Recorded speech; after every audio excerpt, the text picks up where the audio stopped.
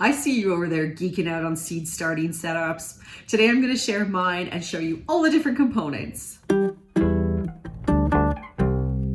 Hi there, I'm Kristen with Shifting Roots, and I help northern gardeners in cold climates with short growing seasons learn to grow vegetables and flowers with ease.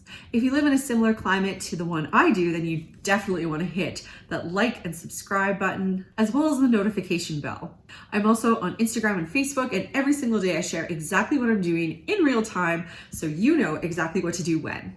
So just for some context, we live in a pretty small house in the city. Our house is 1,000 square feet. We have 3 kids crammed in there as well, and they're all sharing one room. So there is like no extra space to do anything. Therefore, our seed starting setup has to go in the basement, which is not my first choice, but with a toddler and a baby as part of those 3 kids, we really have to, because they're absolutely into everything. And last year we still had our setup upstairs. It was in our dining room, and our middle child was just learning to crawl and starting to walk and stuff like that. And while she didn't get into it too much, she still dug up and destroyed a couple of things. So I knew this year, with 1 solid walker and 1 baby that was again starting to crawl, thinking about walking, that there was no way my seeds were going to remain unscathed.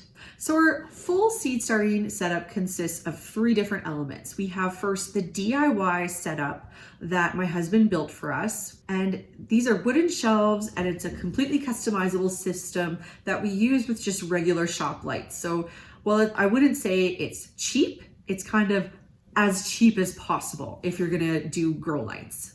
Second, we have a hand-me-down fluorescent system that's, I would say, the late 1990s. Each of us had dads that were very active in gardening, and they, oddly enough, both had the same setup that they purchased. It must have been the thing to purchase then. So they had passed on, and both of our moms said that we could use those sets. So we have a 3-tier set from Mike's dad, and we have just a 1 shelf set from my dad. They work exactly the same way. And even though they're an old system, they're perfectly good. I've been seed starting with them for I think the last 4 years and no issues. As the bulbs have been running out, I've been replacing them with better quality bulbs. Of course, the technology has changed a bit since the late 1990s. And I buy the kind of bulbs that are meant for seed starting. They're a little bit more pricey, but I do notice a difference in the results. So since I'm not replacing them all at one time, it's not a giant cost, I'm okay with spending that money slowly. And then finally, we are blessed with 2 really lovely south-facing windows. I've successfully started many plants with them, and they don't get stretched out. I'm just gonna quick show you pictures of my peppers. And they get so big that they actually take up the entire window on that little window there. I've also started artichokes on there, some tomatoes, and last year in the kids' room, I started these loofah sponges. So you can see those loofah sponges thrived, and they need lots of heat. If you're interested more in gardening from your window, I will link it below my post about how to get started with window gardening. And also there's a shelf that my husband designed that you can just pop into your window and maximize your space. Okay, so let's take a look at the 3 different components. For our setup downstairs, we're gonna head down, and I'm gonna have the hermit explain it for you because he's the one who built it. So he should be the one who explains it. Okay, well, I just grabbed some basic lumber from the Home Depot. I cut it down with a table saw to get smaller pieces, get more use out of each piece. And I built it just by screwing it together in 2 frames. I built a frame on this side, same frame on this side, and then screwing on these supports in between. And I've got a single sheet of 3/8 chipboard, the cheapest thing you can find. Cut it into 5 pieces to fit onto the shelf. And it's super basic. Anyone can build this with any basic tool. And is it strong, or do you wish you had more support? It's pretty strong. I jump on it.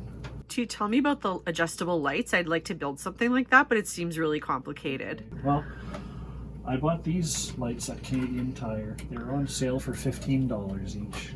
And so I bought a bunch of them. Wasn't sure what I was going to do with them at the time, but it was a pretty good deal. And I decided to try them out for seed starting to see if they would work. They're not all full spectrum. They have their Kelvin is 4000 K, which is fairly cool lights. But if you have enough of them, it'll work. Basically, I bought some really light duty chain and just selected the size or the length I wanted. And the last chain I just bent open into a hook. I installed these hooks on the underside of the shelf above. And this just hooks in here. So if you want to raise and lower, you just pick a different part of the chain. I see you have this timer system here, and I know a lot of the people really would like a timer system to make things easy, but it seems super complicated. So tell us about that, please. Well, I went super basic and easy with this. I bought this timer power strip from Canadian Tire. It's $20 or so. And basically all it is it has 8 outlets. This side is controlled by the timer. This side is controlled by the switch. So all I do is I fill up this side and I program it. And basically all you do, you can see that. I set the program to turn on at 6 and it turns off at 10 p.m. and that's it. You set your time, set your program, and all it does is it just turns power on to the lights at 6, turns them off at 10.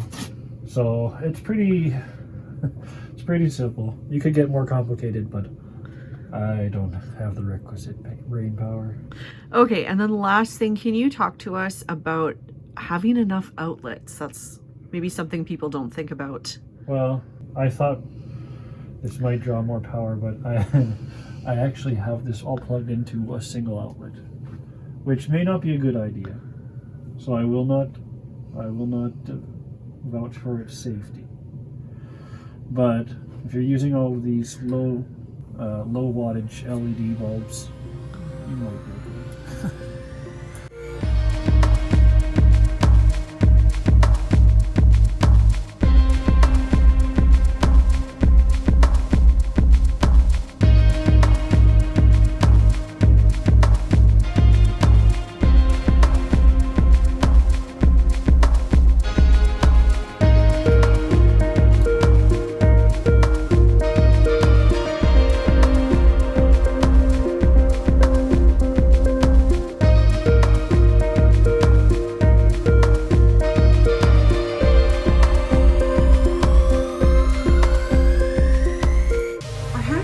System works really well, especially once you've upgraded to those special bulbs that are especially for seed starting. If someone is going to start with a similar system like this, even if it's like a current system, what I would suggest is that you make sure your lights are as close to those little seedlings as possible. Many people like the pictures where they see the lights way up here and the seedlings way down here. It looks great as a stock photo, but it's not realistic if you're a gardener. What'll happen is your seedlings will get really leggy, and unless it's a tomato, you can't fix it. You basically have to pull those plants out, throw them in the compost, and start all over again.